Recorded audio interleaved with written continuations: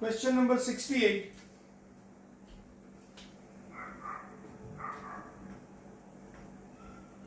ઉગમ બિંદુ પર મૂકેલા 1 કુલમ વિદ્યુતભારથી અનુક્રમે x બરાબર 1 2 4 8 ડેશ ડેશ ડેશ અંતરે 1 માઇક્રો કુલમ વિદ્યુતભાર આવેલ છે તો 1 કુલમ વિદ્યુતભાર પર લાગતું કુલ કુલમ બળ. હવે તમને એવું કીધેલું છે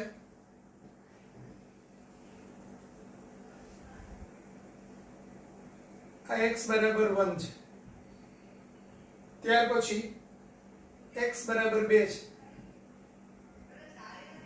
x બરાબર 4 છે, આ x બરાબર 8 છે, ડેશ ડેશ ડેશ. આ ઉગમ બિંદુ છે x બરાબર 0.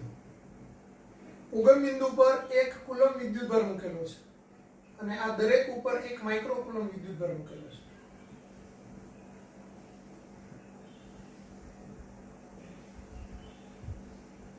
અહીંયા 8 પછી 16 32 એ રીતે આ વેલ્યુ ડબલ થતી જાય છે. તો તમને એમ પૂછેલું છે કે 1 કુલમ વિદ્યુતભાર પર લાગતું કુલ બળ કેટલું.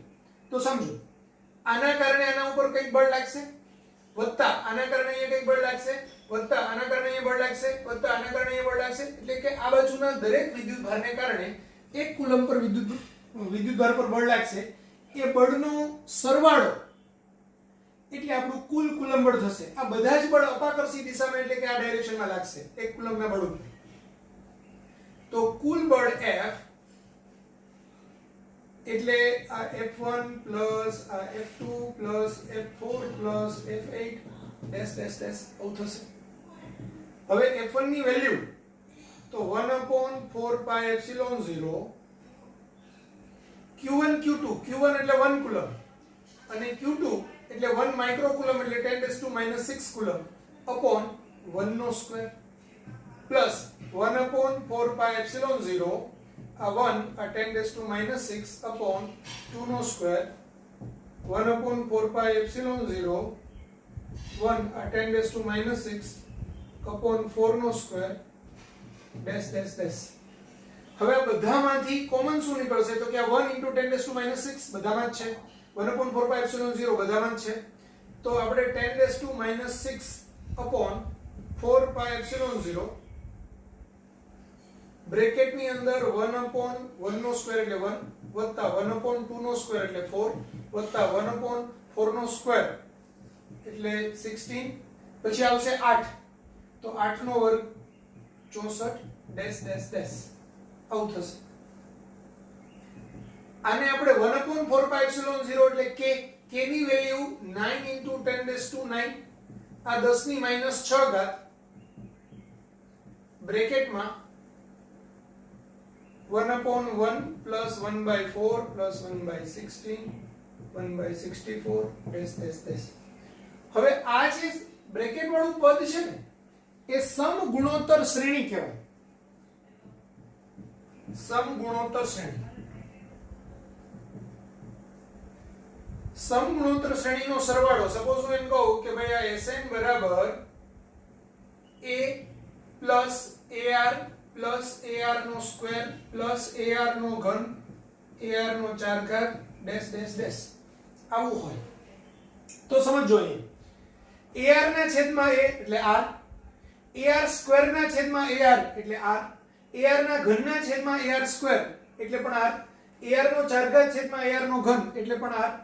તો આપણને દરેક પાછળનું પદ ભાગાકારમાં આગળનું પદ કરીએ તો આપણને સરખી મૂલ્ય મળે છે. એટલે કે ગુણોત્તર સરખો છે, પાછળ ભાગાકારમાં આગળનું પદ, પાછળનું પદ ભાગાકારમાં આગળનું પદ, એટલે એને સમગુણોત્તર શ્રેણી કહેવાય.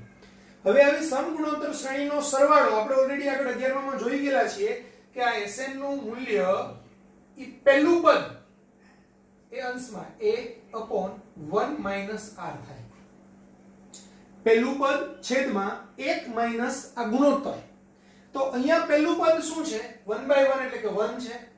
તો અહીંયા આપણને આન્સરમાં મળશે 9 * 10⁻² આ 9 ઘાત ને -6 ઘાત એટલે 3 ઘાત બ્રેકેટમાં આ 1 અપોન 1 માઈનસ આ ગુણોત્તર છે જો 1/4/1 એટલે 1 1/16 upon 1/4 એટલે 1/4, અહીંયા 1/64 upon 1/16 એટલે 1/4. તો પાછળનું પદ ભાગાકારમાં આગળનું પદ કરીએ તો ગુણોત્તર સરખો આવે છે 1/4. તો અહીંયા સમ ગુણોત્તર એટલે કે r ની વેલ્યુ 1/4 અને a ની વેલ્યુ 1. તો અહીંયા હું 1 - 1/4 મૂકીશ. હવે 1 - 1/4 એટલે 3/4, એટલે આ 9 * 10⁻³ આ 3/4 ઈ 1 ના છેદમાં 3/4 એટલે 4/3 થશે. આ 3 અને 3 કેન્સલ થાય, તો આ 4 ગુણાકારમાં 3 એટલે 12 અને પાછળ આ 3 નિંદા એટલે 12000 ન્યૂટન થશે. તો આપણો ફાઇનલ આન્સર આવશે 12000 ન્યૂટન, એટલે 12000 ન્યૂટન ઓપ્શનમાં છે બી. તો આ બી આન્સર આવશે.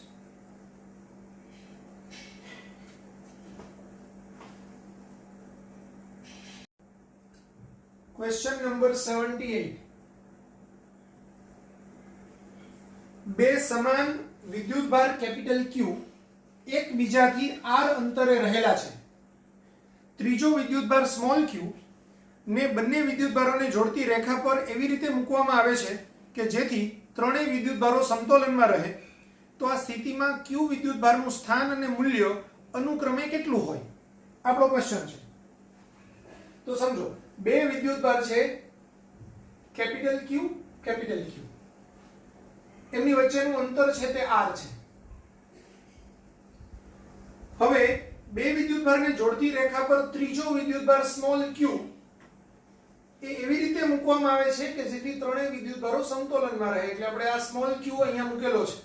હવે સ્મોલ q ક્યાં મૂકેલો છે એ ખબર નથી, એટલે આપણે ધારી લઈએ કે ભાઈ પહેલા કેપિટલ Q વિદ્યુતભાર ત્યાં x અંતરે મૂકેલો છે. જો આ x અંતરે મૂકેલો હોય તો અહીંથી અહીંયા સુધીનું અંતર r - x થશે. તો મારે શું શોધવાનું છે? તો તમને એમ પૂછ્યું છે કે આ સ્થિતિમાં q વિદ્યુતભારનું સ્થાન એટલે x નું મૂલ્ય શોધવાનું છે અને એનું મૂલ્ય કેટલું એટલે કે સ્મોલ q ની કિંમત કેટલી, આ બંને વસ્તુ આપણે શોધવાની છે. હવે ત્રણે ત્રણ વિદ્યુતભાર સમતોલનમાં રહે એના માટે આ શોધવાનું છે. તો ત્રણે ત્રણ વિદ્યુતભાર સમતોલનમાં ક્યારે રહે? સમતોલનમાં ત્રણે ત્રણ વિદ્યુતભાર છે એનો મતલબ એવો થાય કે આ q ઉપર લાગતું પરિણામી બળ 0, આ સ્મોલ q પર લાગતું પરિણામી બળ 0 અને આ કેપિટલ Q પર લાગતું પરિણામી બળ 0. ત્રણે ત્રણ બંને બળ છે એના મૂલ્યો આપણે 0 મળવા જોઈએ. તો સપોઝ આના કારણે અહીંયા જો આકર્ષણ બળ લાગતું હોય અને આના કારણે બી આમ આકર્ષણ બળ લાગતું હોય તો અહીંયા કંઈક બે બળના મૂલ્યો સરખા થવા જોઈએ. આના કારણે અહીંયા આમ આકર્ષણ બળ લાગતું હોય અને આ કેપિટલ Q ના કારણે આ અપાકર્ષી બળ લાગતું હોય તો આ બે બળો સરખા મૂલ્યના હોવા જોઈએ. એવી જ રીતે આના કારણે આના પર અપાકર્ષી બળ લાગતું હોય અને આના કારણે આના પર આકર્ષી બળ લાગતું હોય તો આ બળનો પણ બંને બળો પણ સરખા મૂલ્યના હોવા જોઈએ. આ ત્રણે ત્રણ શરતનું પાલન થતું હોય તો આપણે એમ કહી શકાય કે ત્રણે ત્રણ વિદ્યુતભારો સમતોલનમાં છે. તો એના લીધે શું થશે? પહેલા આપણે q ની સમતોલન અવસ્થા લઈએ. તો q ની સમતોલન સ્થિતિ માટે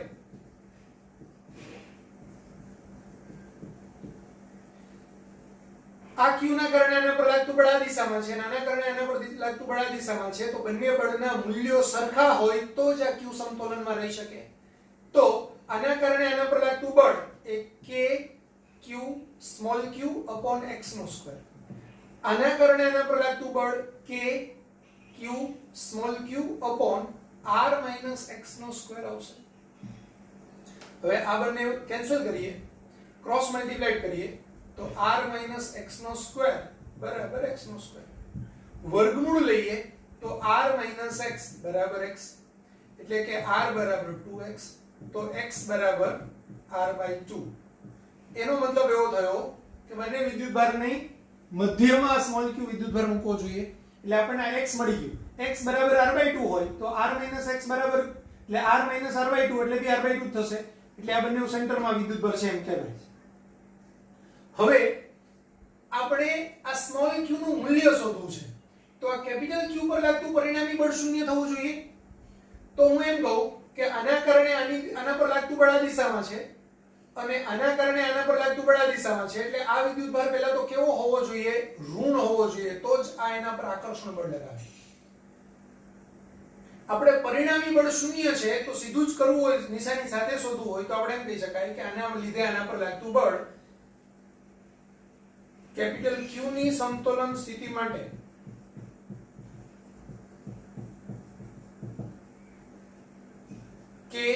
kq² બાય r², આ અપાકર્ષી બળ છે, વત્તા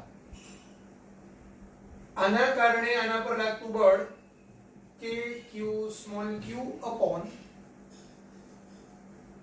x² ઇઝ ઇક્વલ ટુ 0. પરિણામી બળ શૂન્ય થાય તો જ સમતોલન સ્થિતિ કહેવાય. આને પેલી બાજુએ લઈ જાઓ તો kq² બાય r² બરાબર માઈનસ kq અપોન r/2 નો સ્ક્વેર, કારણ કે x બરાબર r/2 છે. અહીંયા આ k અને આ q કેન્સલ થાય તો q by r² is equal to minus 4q by r² થશે. આ બંને પણ કેન્સલ, તો small q is equal to q by 4 ને માઈનસ ની સાઈન, તો વિદ્યુત ભારનું મૂલ્ય થશે માઈનસ q બાય 4 અને અંતર થશે x બરાબર r/2. તો આપણો આન્સર એને અનુરૂપ આવશે. એટલે આપણો આન્સર આવશે એ r/2 માઈનસ q બાય 4 એટલે b આવશે.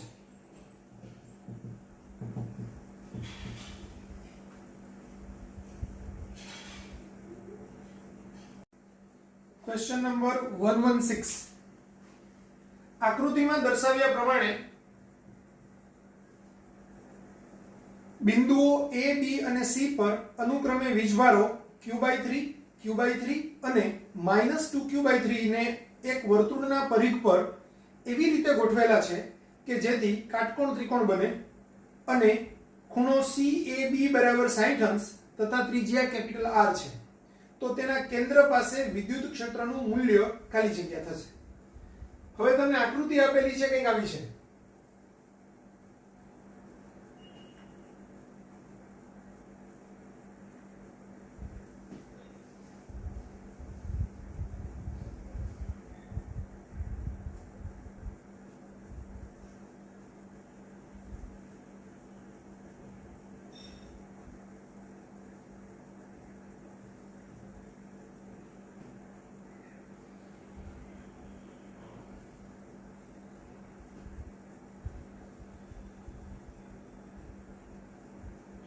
આવી આકૃતિ છે.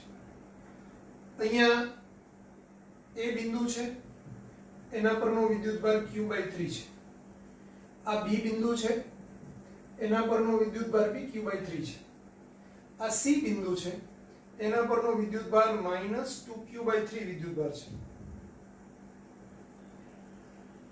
અહીંથી લઈને અહીંયા સુધીની ત્રિજ્યા આ r છે, અહીંથી અહીંયા સુધીનું અંતર પણ r છે અને અહીંથી અહીંયા સુધીનું અંતર પણ r છે, કારણ કે ત્રિજ્યા છે. આ એનું કેન્દ્ર છે, એટલે કેન્દ્રથી આ બધા અંતરો સરખા હોય તો અહીંથી આ બી ત્રિજ્યા થાય, અહીંથી આ બી ત્રિજ્યા થાય, અહીંથી આ બી ત્રિજ્યા થાય. તો હવે કેન્દ્ર પાસે વિદ્યુત ક્ષેત્રનું મૂલ્ય એ આપણો ક્વેશ્ચન છે. અહીંયા વિદ્યુત ક્ષેત્ર આપણે શોધવું છે. હવે સમજો, એ બિંદુ પાસે +q/3 વિદ્યુતભાર છે, બી બિંદુ પાસે બી +q/3 વિદ્યુતભાર છે, અહીંથી આ બિંદુ પર r અંતર આવેલું છે અને અહીંથી બી આ બિંદુ r અંતર આવેલું છે. એટલે આના કારણે અહીંયા વિદ્યુત ક્ષેત્રની તીવ્રતા જેટલા મૂલ્યની મળશે એટલા જ મૂલ્યની વિદ્યુત ક્ષેત્રની તીવ્રતા આના કારણે અહીંયા એની વિરુદ્ધ દિશામાં મળશે. એટલે આ બંને તીવ્રતાઓ એકબીજાની અસરને કેન્સલ કરશે.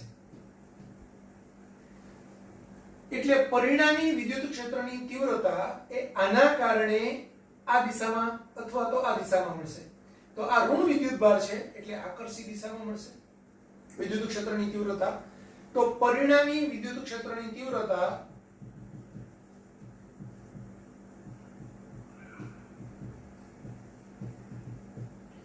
બરાબર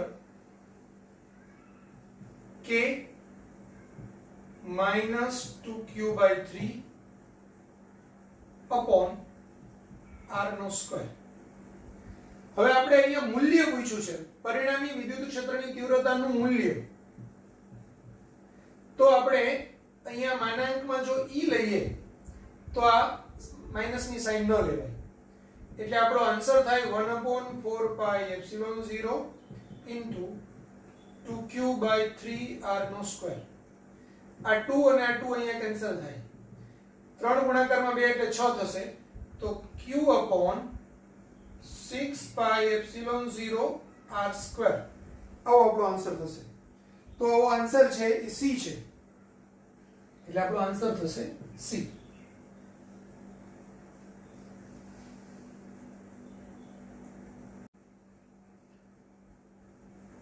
ક્વેશ્ચન નંબર 120.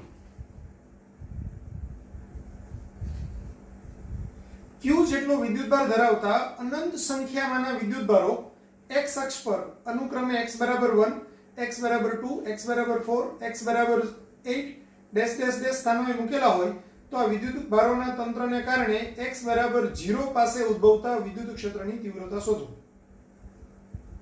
તો અહીંયા તમને એમ કીધેલું છે કે q જેટલો વિદ્યુતભાર આ x બરાબર 0 છે, આ x બરાબર 1 છે, આ x બરાબર 2 છે,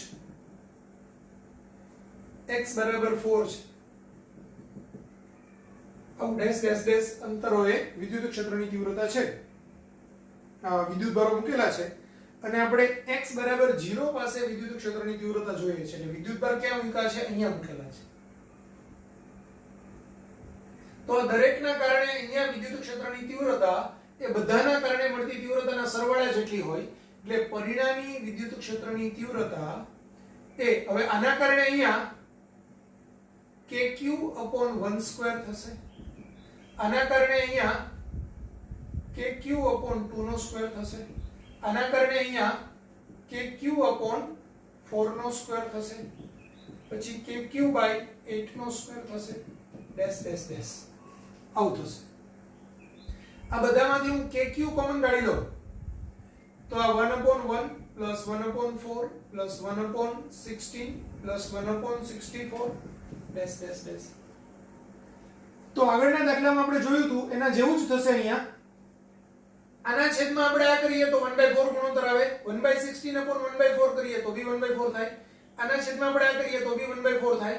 એટલે અહીંયા a બરાબર 1 અને r બરાબર 1/4 થાય. તો આ kq આપણું સૂત્ર છે a/1 - r, એમાં કિંમત મૂકીએ તો kq 1/1 - 1/4. તો 1 - 1/4 એટલે 3/4, 3/4 એ છેદમાં છે એટલે 4/3 થશે. તો આ 4/3 k એટલે 1/4 pi epsilon 0 q. આ 4 ને આ 4 કેન્સલ, તો q/3 pi epsilon 0 આ આપણો આન્સર થશે. તો આન્સર છે q/3 pi epsilon 0 એટલે b.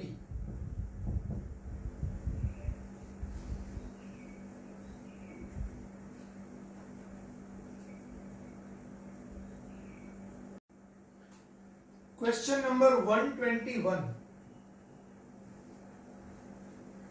q અને -q જેટલો અનુક્રમે વિદ્યુતભાર ધરાવતા અનંત સંખ્યામાંના વિદ્યુતભારો x અક્ષ પર અનુક્રમે x બરાબર 1, x બરાબર 2, x બરાબર 4, x બરાબર 8 ડેશ ડેશ ડેશ સ્થાનોએ મૂકેલા હોય તો આ વિદ્યુતભારોના તંત્રને કારણે x બરાબર 0 પાસે ઉદ્ભવતા વિદ્યુત ક્ષેત્રની તીવ્રતા શોધો.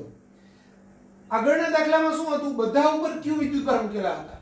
અહીંયા x બરાબર 1 ઉપર q, પછી x બરાબર 2 ઉપર -q, પાછું x બરાબર 4 ઉપર q, પાછું x બરાબર 8 ઉપર -q.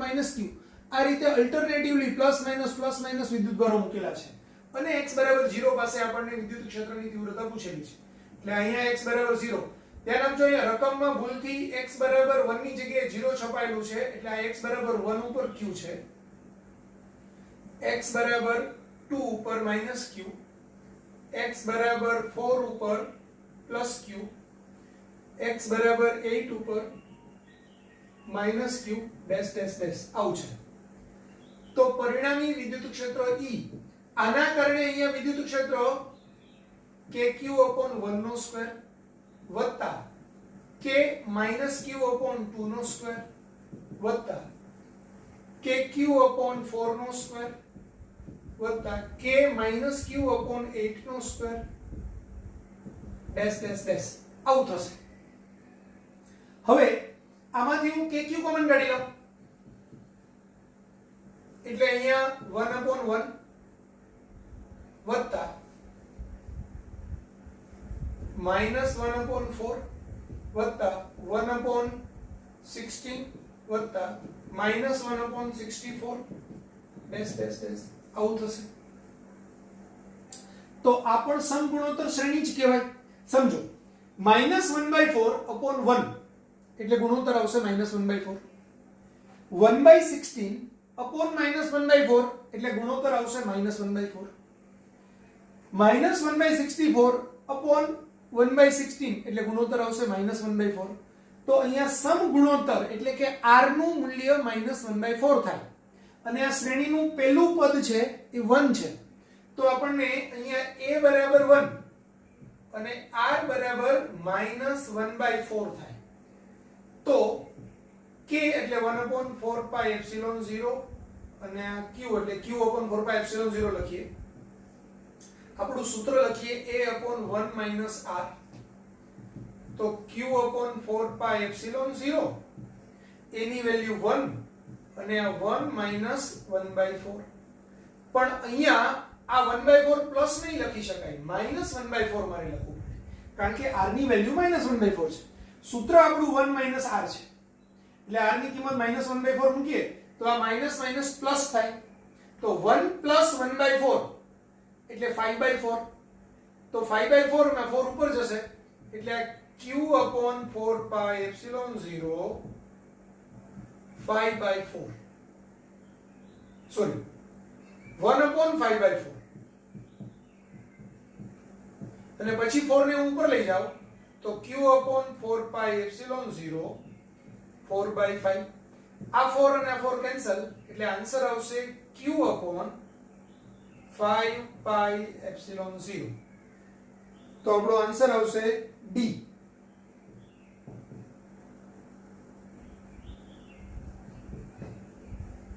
q/5 pi epsilon 0.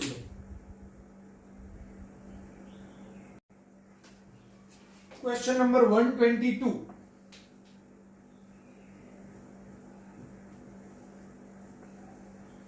એક ઇલેક્ટ્રોનને 3.2 × 10⁶ મીટર પર સેકન્ડના વેગથી તેની ગતિનો વિરોધ કરે તેમ લાગુ પાડેલા 9.1 × 10⁻² ન્યૂટન પર કુલમની તીવ્રતાવાળા વિદ્યુત ક્ષેત્રમાં મુક્ત કરવામાં આવે છે. ઇલેક્ટ્રોન સ્થિર સ્થિતિમાં આવે તે પહેલા કેટલું અંતર કાપશે? તો અહીંયા વિદ્યુત ઇલેક્ટ્રોન પર લાગતું બળ કેટલું થાય? F બરાબર E × E જેટલું થાય. એના કારણે એમાં ઉત્પન્ન થતો પ્રવેગ કેટલો થાય? તો કે F/m, જ્યાં m એ ઇલેક્ટ્રોનનું દળ છે. તો આ E/m થશે. હવે આ રકમમાં સ્પષ્ટ કરેલું છે કે આ ઇલેક્ટ્રોનને તેના વેગથી ગતિનો વિરોધ કરે તેમ લાગુ પાડ્યું છે બળ. મતલબ આ પ્રતિપ્રવેગ થશે કારણ કે ઇલેક્ટ્રોનનો વિદ્યુત પ્રવાહ હું માઈનસ મૂકીશ એટલે પ્રતિપ્રવેગ જ થશે, ઋણ પ્રવેગ થશે. તો એ કેટલું સ્થિર થાય એના પહેલા કેટલું અંતર કાપશે? તો કે પ્રારંભિક વેગ તમને v0 આપ્યો છે રકમની અંદર 3.2 × 10⁶ મીટર પર સેકન્ડ. અંતિમ વેગ તો કે સ્થિર થાય છે એટલે 0 થવાનો છે.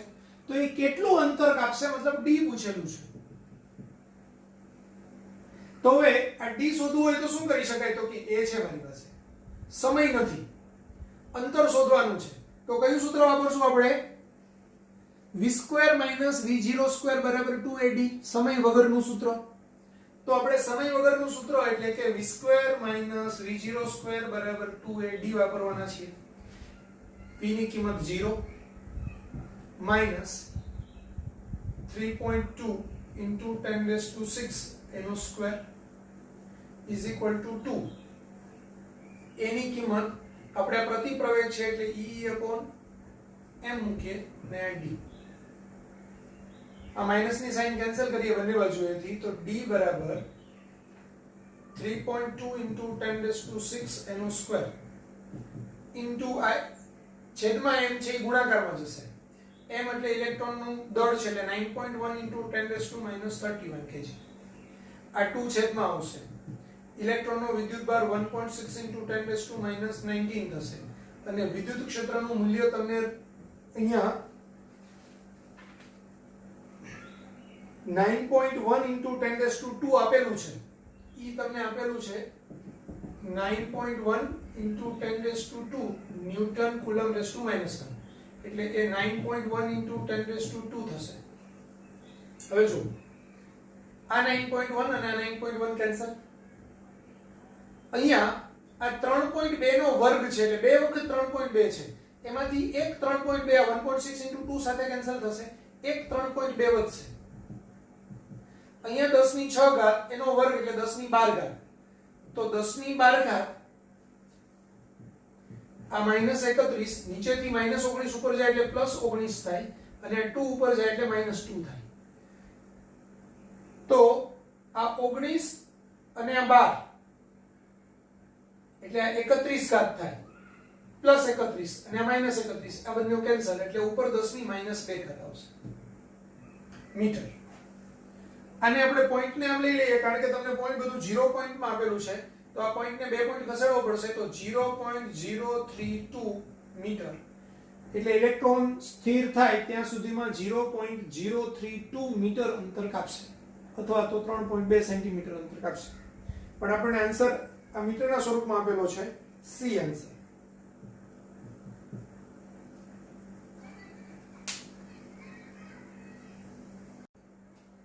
Question number 126. 1 સેન્ટીમીટર વ્યાસવાળા તાંબાના ગોળાને ઓઇલમાં ડુબાડવામાં આવે છે. તાંબાની ઘનતા 8.6 ગ્રામ પર સેન્ટીમીટર ક્યુબ અને ઓઇલની ઘનતા 0.8 ગ્રામ પર સેન્ટીમીટર ક્યુબ છે. જો ઓઇલમાં 3600 વોલ્ટ પર મીટર જેટલી વિદ્યુત ક્ષેત્રની તીવ્રતા ઉપર તરફ હોય તો ગોળા પર કેટલો વિદ્યુતભાર હોય ત્યારે તે ડૂબાડેલી સ્થિતિમાં સ્થિર રહે. G 9.8 મીટર પર સેકન્ડ સ્ક્વેર. તો પહેલા તો તમને આપેલું છે D વ્યાસ 1 સેન્ટીમીટર એટલે એની ત્રિજ્યા 0.5 સેન્ટીમીટર થશે.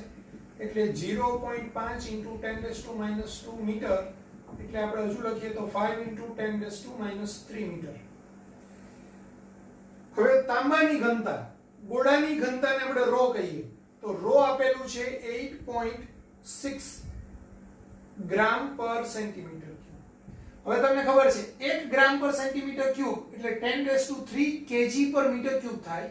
એટલે આ 8.6 × 10⁻³ kg પર મીટર ક્યુબ.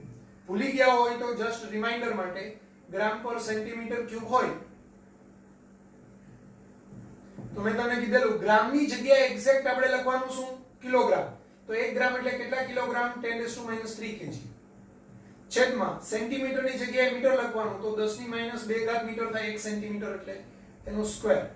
તો અલ્ટિમેટલી 10⁻³ kg છેદમાં 10 આ ઘન છે તો આ 10⁻2 ને આ ઘન એટલે -6 મીટર ક્યુબ. તો આ -6 ઉપર જાય એટલે પ્લસ થાય એટલે 10⁻³ kg પર મીટર ક્યુબ થાય. તો આપણે આ ખાસ યાદ જ રાખવાનું છે 1 ગ્રામ પર સેન્ટીમીટર ક્યુબ એટલે 1000 kg પર મીટર ક્યુબ થાય. તો એ ડાયરેક્ટ જ કન્વર્ઝન ફેક્ટર તરીકે લખવાનું હોય. હવે તમને આપેલું છે બીજું ઓઇલની ઘનતા એટલે ρ0. તો ρ0 છે 0.8 ગ્રામ પર સેન્ટીમીટર ક્યુબ. હવે 0.8 ગ્રામ પર સેન્ટીમીટર ક્યુબ તો એને પણ હું કન્વર્ટ કરું 0.8 × 10⁻³ kg પર મીટર ક્યુબ. જો ઓઇલમાં 3600 વોલ્ટ પર મીટર જેટલી વિદ્યુત ક્ષેત્રની તીવ્રતા ઉપર તરફ હોય એટલે ઈ આપેલું છે 3600 વોલ્ટ પર મીટર તો ગોળા પર કેટલો વિદ્યુતભાર હોય ત્યારે તે ડૂબાડેલી સ્થિતિમાં સ્થિર રહે. હવે હું અહીંયા તમને કેસ સમજાવું. આપણે એમ કહીએ કે ભાઈ આ ઓઇલ છે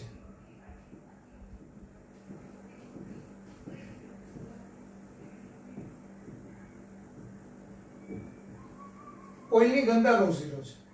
અહીંયા એક ગોળો છે આ ગોળાની ઘનતા ρ છે. હવે ગોળા પર વજન બળ mg અધો દિશામાં લાગે. એના પર ઉત્પ્લાવક બળ m0g ઉર્ધ્વ દિશામાં લાગે. રકમમાં એમ કીધેલું છે કે વિદ્યુત ક્ષેત્ર ઉર્ધ્વ દિશામાં છે. તો વિદ્યુત ક્ષેત્ર E ઉર્ધ્વ દિશામાં છે એટલે એના ઉપર સપોઝ Q વિદ્યુતભાર હોય, તેલના ટીપા પરનું વિદ્યુતભાર Q હોય તો એના પર લાગતું બળ ઉર્ધ્વ દિશામાં QE હશે. હવે ઓઇલની અંદર એક ગોળો સમતોલન સ્થિતિમાં હોય તો આ ગોળો સમતોલન સ્થિતિમાં હોય તો ગોળાની સમતોલન સ્થિતિ માટે ઉપર તરફ લાગતું બળ બરાબર નીચે તરફ લાગતું બળ એટલે કે m0g QE બરાબર mg થાય. મને Q પૂછેલું છે એટલે QE બરાબર આ m0g ને પેલી બાજુ લઈ જવામાંથી g કોમન કાઢું અથવા તો પહેલી વખત લખું mg m0g. હવે m એટલે 4/3 pi r cube into rho કદ ગુણાકારમાં ઘનતા g minus 4/3 pi r cube rho 0 g. એમાંથી 4/3 pi r cube અને g કોમન કાઢું તો આ rho minus rho 0 થશે. આ QE બરાબર છે. તો Q બરાબર શું થશે? 4/3 pi r નો ઘન g upon e rho minus rho g. હવે આમાં આપણે બધી કિંમતો મૂકીએ અને સાદુરૂપ આપીએ તો આપણને Q નું મૂલ્ય મળે. તો અહીંયા Q બરાબર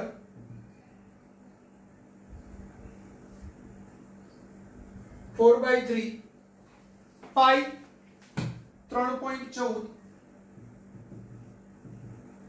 r નો ઘન એટલે 5 into 10⁻³ એનો ઘન g 9.8 લેવાનું છે.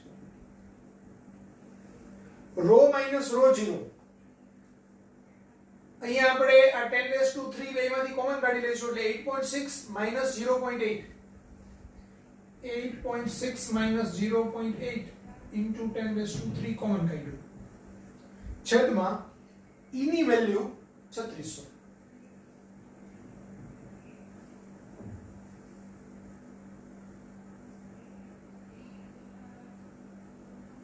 તો અહીંયા આ 4/3 આ 3.14 5 નો ઘન 125 આ 10 ની -9 ઘાત આ 9.8 આ બે ની બાદબાકી 8.6 માંથી આપણે 0.8 બાદ કરીએ તો 16 માંથી 8 જશે એટલે 0.8 અને અહીંયા 7 માંથી 7.8 થશે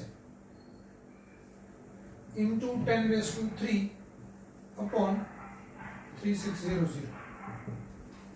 તો આનું આપણે સાદુરૂપ આપીએ અને જવાબ શોધીએ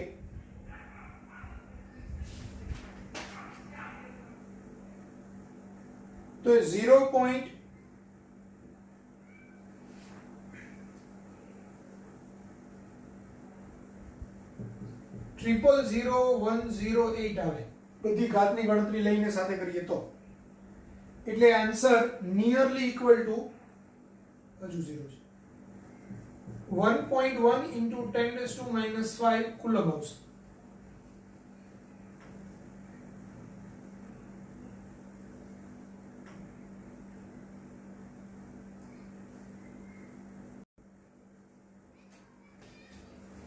ક્વેશ્ચન નંબર 127 સમક્ષિતિજ સાથે 30 અંશના ઢાળવાળી સપાટીને E બરાબર 100 વોલ્ટ પર મીટરના સમાન વિદ્યુત ક્ષેત્રમાં રાખેલ છે.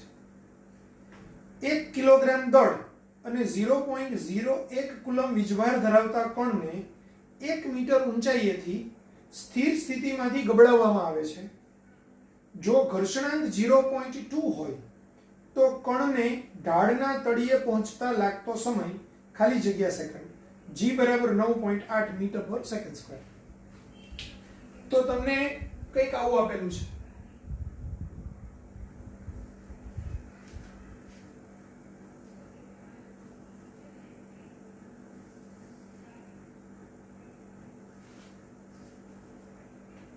હવે અહીંયા આપણે લઈએ ગોળો છે, આ ખૂણો થીટા છે, આ 1 મીટર ઊંચાઈનો ઢાળ છે,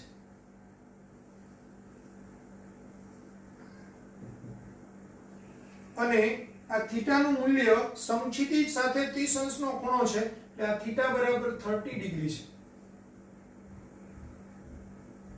વિદ્યુત ક્ષેત્ર 100 વોલ્ટ નું સમાન વિદ્યુત ક્ષેત્રની અંદર આ વિદ્યુત ક્ષેત્ર છે, એટલે આપણે આમ વિચારવું હોય તો વિચારી શકાય કે વિદ્યુત ક્ષેત્ર છે એ આમ સમાન વિદ્યુત ક્ષેત્ર છે આ ડાયરેક્શન. અહીંયા વિદ્યુત ક્ષેત્ર E સદિશની દિશા છે. તો આના ઉપર બળ કેટલા લાગશે? તો એક બળ લાગે છે વજન બળ mg અધો દિશામાં.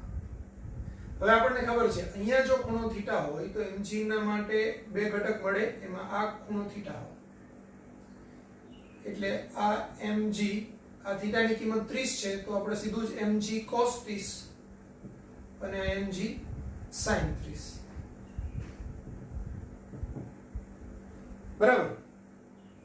બીજું એક બળ લાગશે એ વિદ્યુત ક્ષેત્રને કારણે, આના ઉપર q વિદ્યુત ભાર છે એટલે વિદ્યુત ક્ષેત્રને કારણે એના ઉપર વિદ્યુત ક્ષેત્રની દિશામાં qe બળ લાગશે.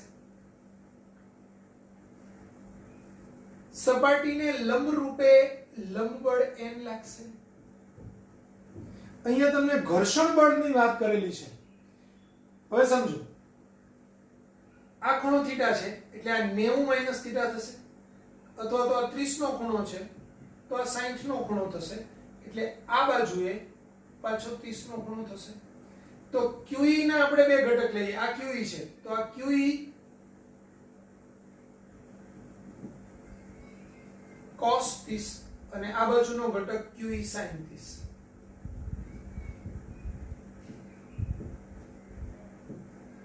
સાથે સાથે આ બાજુએ ઘર્ષણ બળ F લાગે છે. હવે સમજો ફરીથી એક વખત, વજન બળ mg અધો દિશામાં લાગશે. mg ના બે ઘટક, અહીંનો ખૂણો થીટા બરાબર 30 અંશ હોય તો એનો પણ 30 અંશ હોય એટલે આ mg નો mg cos 30 અને mg sin 30. વિદ્યુત ક્ષેત્ર આમ છે અને આ ગબડતા પદાર્થ ઉપર q વિદ્યુત ભાર છે, તો ગબડતા વિદ્યુત ભાર આ ગોળા પર q વિદ્યુત ભાર છે એટલે એના ઉપર qe જેટલું બળ આમ લાગશે.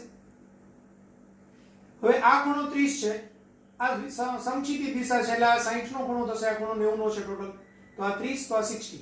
હવે અહીંથી પાછું આ 90 નો ખૂણો છે તો આ 30 થશે, આ 60 છે એટલે આ 30. QE નો આ બાજુનો ઘટક QE cos 30 અને આ બાજુનો ઘટક QE sin 30. તો હવે આકૃતિ પરથી આપણને ખબર છે કે આ દિશામાં ગોળો સમતોલનમાં છે, આમ ગતિ કરતો કરતો આમ ઉડી નથી જતો, અહીંથી છે ગબડતો ગબડતો નીચે જ આવવાનો છે, તો ઊર્ધ્વ દિશામાં એને લંબ રૂપે સમક્ષિતિજ, આપણે લંબ દિશાની અંદર એ સમતોલનમાં છે એટલે એક તો સૂત્ર થશે n બરાબર આ બેનો સરવાળો QE sin 30 વત્તા mg cos 30. એક વાત. બીજું, અહીંયા એ ઢાળના તળિયે પહોંચતા લાગતો સમય પૂછ્યો છે અને એમાં ઘર્ષણાંક આપ્યો છે. ઘર્ષણાંક આપ્યો છે એટલે ઘર્ષણ બળની જરૂર પડવાની છે. તો આપણને ખબર છે કે ઘર્ષણ બળ હોય તો એ F બરાબર μn હોય, એટલે આ μ n ની કિંમત QE sin 30 વત્તા mg cos 30 થાય.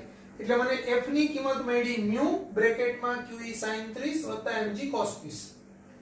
હવે આ દિશામાં પ્રવેગી ગતિ કરે છે તો હું ગતિનું સમીકરણ એપ્લાય કરું તો તંત્રનું દળ ગુણાકારમાં તંત્રનો પ્રવેગ એટલે કે ma બરાબર આ બાજુએ લાગતું બળ ધન ગણીએ, આ બાજુએ લાગતું બળ ઋણ ગણીએ તો mg sin 30 minus QE cos 30 minus F.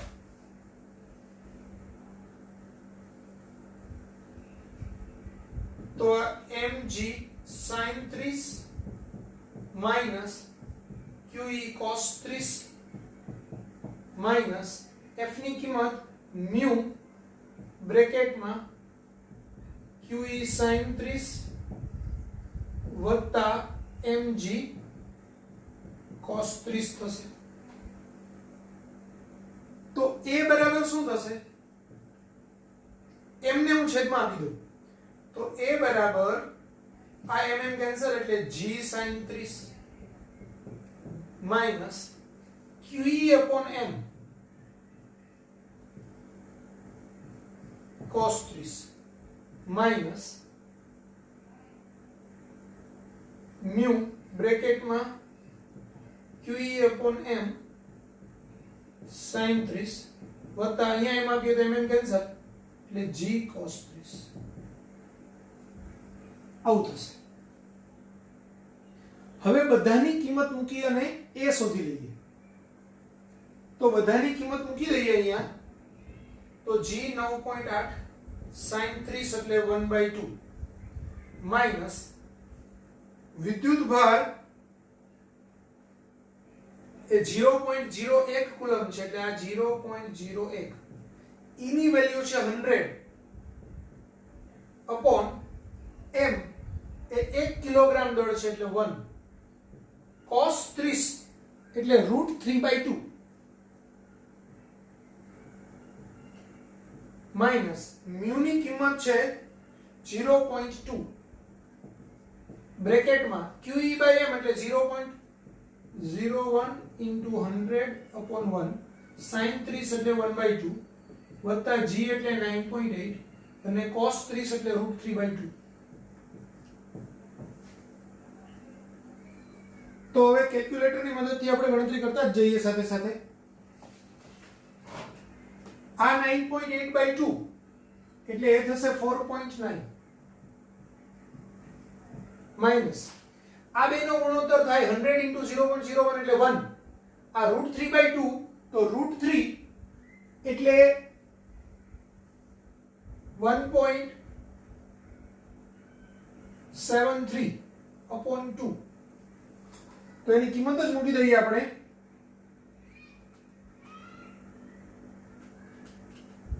તો 0.866 એટલે આપણે ડાયરેક્ટ જ કિંમત મૂકીએ 0.866 માઈનસ 0.2 બ્રેકેટમાં અહીંયા 1 એટલે 1/2 એટલે 0.5 પ્લસ અહીંયા 9.8 ઇન્ટુ આ √3/2 એટલે 0.866 એટલે 0.866 એટલે આ આવશે આનો જવાબ 8.4868 4868 એટલે અહીંયા 49 કરો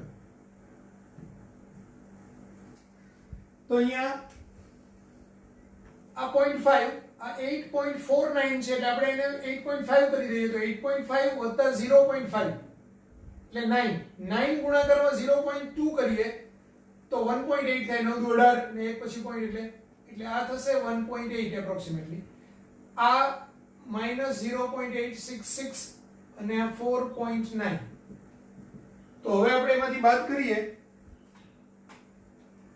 તો 4.9 minus 0.866 minus 1.8 તો 2.234 મીટર પર સેકન્ડ સ્ક્વેર આ આપણો પ્રવેગ આવ્યો એ. હવે રકમમાં શું પૂછેલું છે કે કણને ઢાળના તળિયે પહોંચતા લાગતો સમય. હવે સમજો હું એમ કહું કે આ અંતર d છે અહીંયા સુધી તો આ 30 નો ખૂણો છે. હવે sin 30 એટલે સામેની બાજુ 1 upon આ d sin 30 એટલે 1/2 તો d બરાબર શું થશે 2 મીટર. તો d બરાબર 2 મીટર ખબર છે એ આપણને ખબર છે તો આપણને અહીંયા એમ કહીએ કે ભાઈ શરૂઆતની અંદર એ પ્રારંભિક વેગ 0 હતો અહીંથી હું એને છોડી દઉં તો એ ગબડતો નીચે આવે તો એ જેટલા અચળ પ્રવેગથી નીચે આવી રહ્યો છે તો એને d જેટલું અંતર કાપવું હોય તો એના માટે લાગતો સમય કેટલો તો આપણે સૂત્ર વાપરશું d બરાબર v0t પ્લસ 1/2 at² એમાં v0 0 છે એટલે d બરાબર v0t પ્લસ 1/2 at². તો આ ટર્મ 0 છે, આ 1/2 a t સ્ક્વેર, તો t સ્ક્વેર બરાબર 2d upon a, એટલે કે t બરાબર under route 2d by a, તો અંડર રૂટ 2, d ની કિંમત 2 મીટર અને છેદમાં a ની કિંમત 2.234, તો 4 divided by 2.234 એનો અંડર રૂટ, એટલે આપણો આન્સર આવશે 1.33.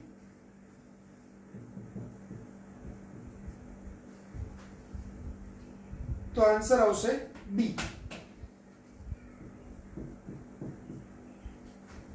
આ રીતે આપણે શોધી શકીએ.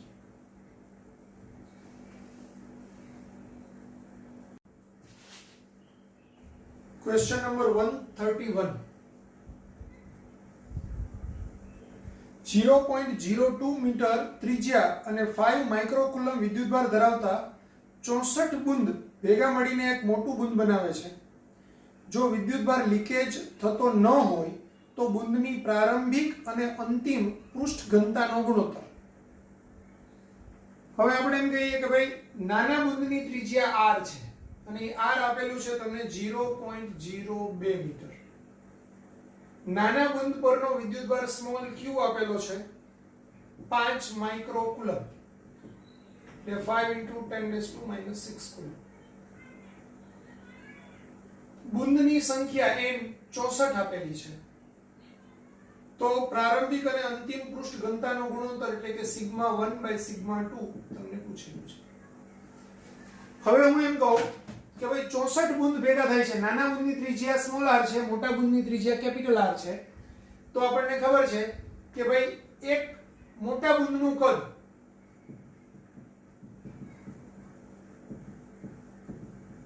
અત્યારે હું વ્યાપક સૂત્ર તારવીશ n ના વાળું અને પછી એના પરથી આપણે કિંમતો મૂકી અને σ1/σ2 શોધીશું. તો એક મોટા બુંદનું કદ બરાબર n ગુણાકારમાં એક નાના બુંદનું કદ,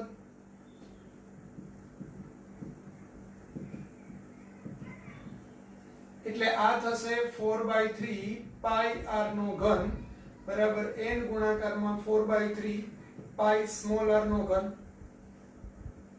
એટલે r³ બરાબર n સ્મોલ r નો ક્યુબ, એટલે કે r બરાબર n⁻⁴ સ્મોલ r. આ પરિણામિક. હવે મોટા બુંદનો વિદ્યુતભાર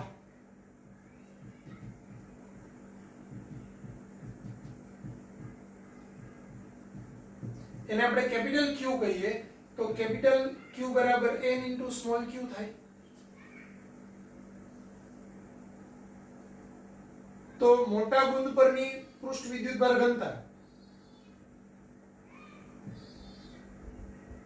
નાના બુંદ પરની પૃષ્ઠ વિદ્યુતભાર ઘનતા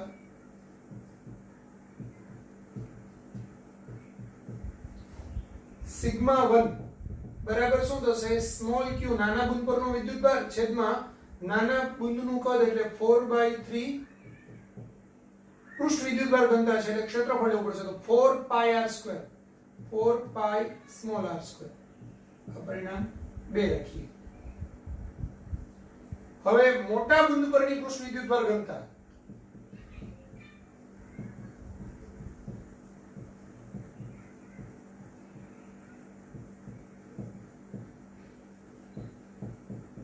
એને σ2 કહીએ, તો એ મોટા બુંદ પરનો વિદ્યુતભાર છેદમાં મોટા બુંદની સપાટીનું ક્ષેત્રફળ એટલે 4π કેપિટલ R².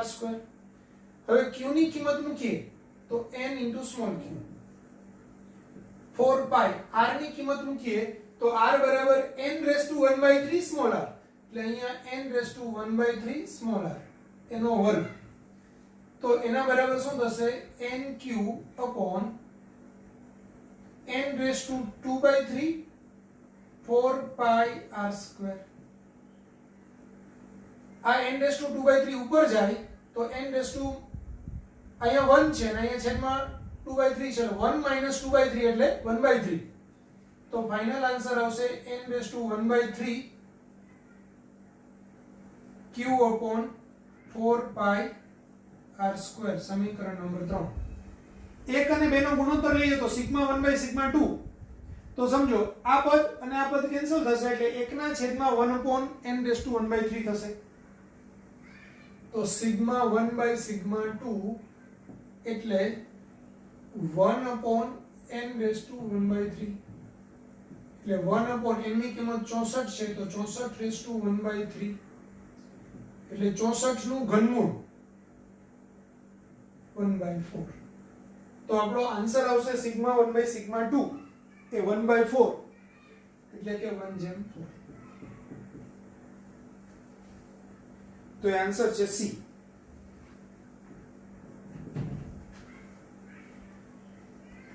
અહીંયા જે સિગ્મા 2 નું છે ને એ પૃષ્ઠ વિદ્યુતભાર ઘનતાનું આ વ્યાપક સૂત્ર થયું કે સિગ્મા એટલે n/1/3 q/4πr².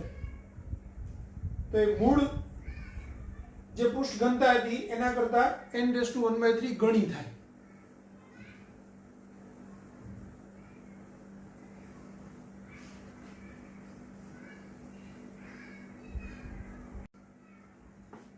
Question number 135.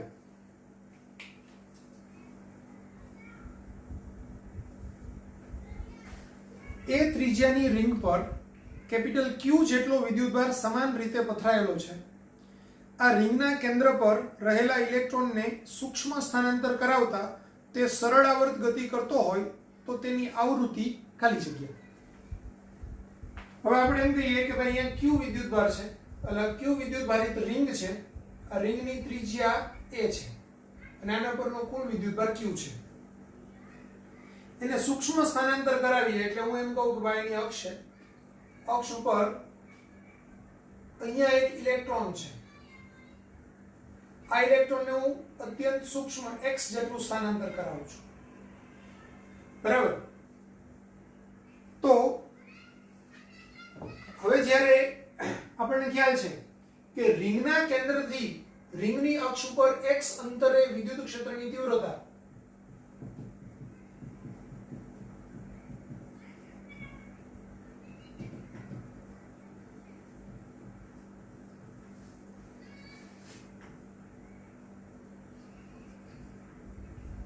વિદ્યુત ક્ષેત્રની તીવ્રતા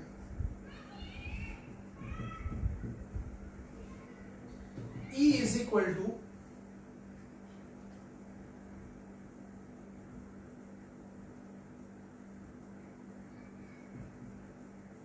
kqx upon a square plus x square raised to 3/2 થાય.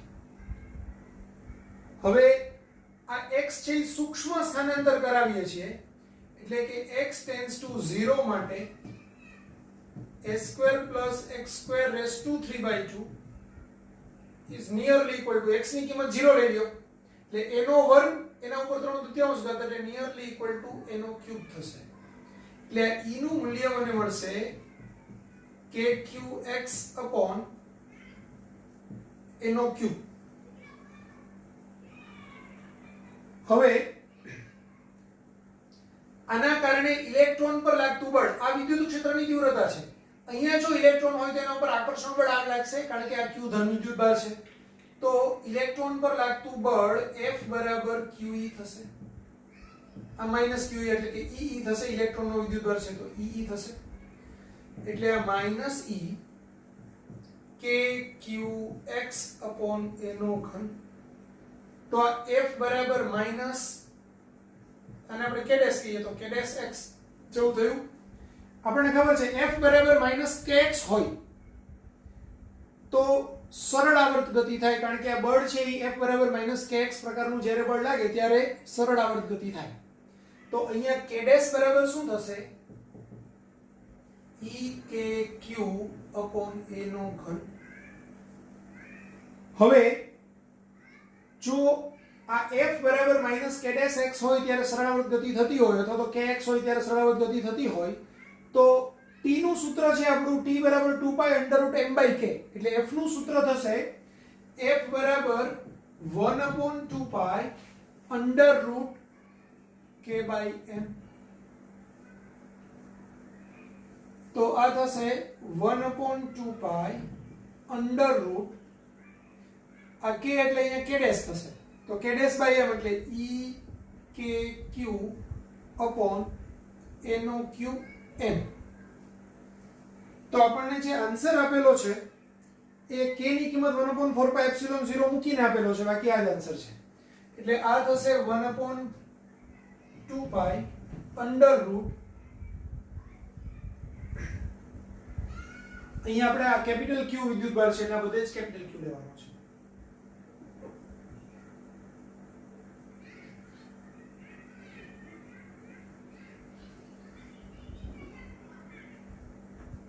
તો QE अपॉन આ k એટલે 1/4πε0 m a નો ઘન. તો આવો આપણો આન્સર છે, એટલે એ આન્સર આવશે બી.